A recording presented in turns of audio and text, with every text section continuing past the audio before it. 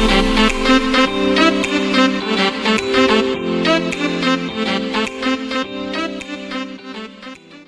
guys, welcome back to the channel. Today we are going to talk about how to stay focused on your calling. And in honor of the new year, it's going to be about coming into this year with such clarity, especially clarity, but also excitement and joy. And I know it's already been the new year, but it's still in the beginning. Some of us might need a reset button, so why not do a video? But first, let's start by, I'm going to read a scripture that comes to mind when it talks about your calling, and it's this. It's Ephesians 4:1, and it says, I urge you to live a life worthy of the calling you have received. So I want that verse to be something you remember. I urge you to live a life worthy of the calling you have received. Okay, so we're living a life worthy of the calling we have received, but we have to believe it. So there are 3 things I'm going to talk about in this video, and they're all going to help us figure out how to stay focused on our calling. The first thing is knowing whose you are and who you are. So in terms of worthy of the calling you have received, it's telling us we have a calling. God has created each and every single one of us for some really special, really beautiful, really amazing purpose. And he tells us in many parts of scripture, tell me who I am. It tells me how important I am, my purpose as a person, and that sort of thing. Because knowing whose you are, how loved you are, and why you were created really sets a foundation. It sets a foundation for us to believe in ourselves, but also believe in our calling. We have to first believe in our calling before we can pursue our calling. So when you set a foundation that you are a child of God, that you were creatively woven together in the womb, oh, I have a purpose. I am chosen. All of these beautiful things that God tells us we are, once you know that, then you can start using that to fuel your calling and figure out your calling. The second, and this is kind of silly, but I want us to try to do this. Imagine 2025 is done. It's the end of 2025. Man, I didn't really accomplish that much. I've said I wanted to start a YouTube, said I wanted to write a children's book, I said I wanted to do some more art, and I did a little bit, but nothing really stuck. When we imagine 2025 in review, this is what I want you guys to do. I want you to write in some notebook and title it 2025 in review. And then start making a list. What do you want to have been accomplished by the end of 2025?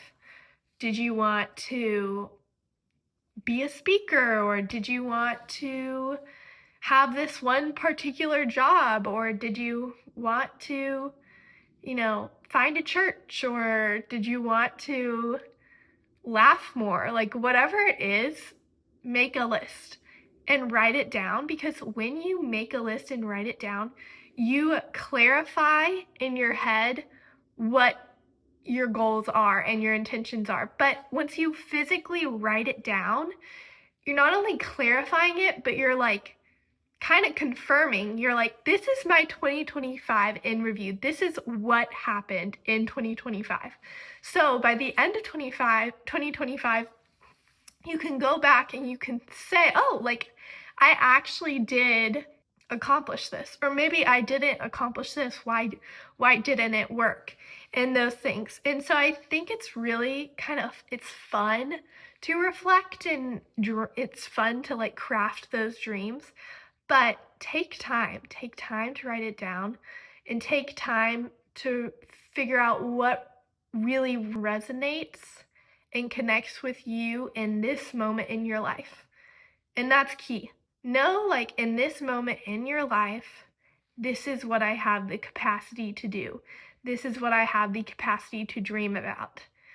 If you're like me, you're going to want to try to dream about everything, and you just don't have the capacity to do all your dreams in 1 year. So that's why it's good to just kind of clarify, narrow it down, write it down, and then ask yourself why. Why am I writing this down? Why is this something I want to do? And one thing you could do, because you know whose you are, you did the step, you know whose you are, you know more about what you value, your morals. So write down your values and your morals, and then next to them, write down your goals. And then try to see where your goals are aligning with your values and morals. So that is part 2. And then part 3 is start. Part 3 is start. And this might seem simple, but it's sometimes not. And the way I think that most people, end up at the end of 2025 or 2024 or whatever, and they are like, oh, I thought about it, but I didn't do it. It's because they just thought, and we're maybe afraid to make mistakes, or worried it's gonna fail, or have imposter syndrome, or different things like that, which this girl has a lot of imposter syndrome and all the things, but those are completely normal. And a way to start is make a plan. So how are you going to make a plan? Write it out. Continue writing and crafting more specifically this dream. So let's say it's starting a podcast.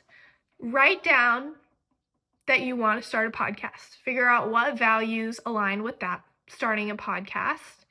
And then start thinking about the name. What's the name going to be? But before you think about the name, maybe you think about, what do I want this podcast to be about? Obviously, that goes into your values and morals. So think about your values and morals. If I had a podcast and one of my values is to tell people to dream big, then I could, have a podcast and think about what you would talk about. Would you interview other adults who have accomplished big dreams, or, all of those things? Just try to think about ways to make it more like, oh, this is a plan. Like, I have a step-by-step. By January, I have a name. By February, I have a name and a description and the podcast tools. So make your plan and then tell people that, maybe could be a part of it.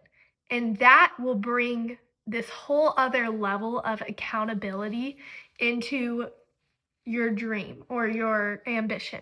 It brings this, oh, people are going to check on me. Like, they're going to ask, how's your podcast going? Or you could say, hey, you could reach out to someone and say, hey, I would like to interview you for my podcast. And then set a date. That starts to make it more clear. So those are 3 ways that you guys can stay focused on your calling, do a 2025 in review, and live this year to the fullest, because that is what we are called to do. All right, y'all have a great whatever day it is you're watching this, and I'll see you next time. Bye.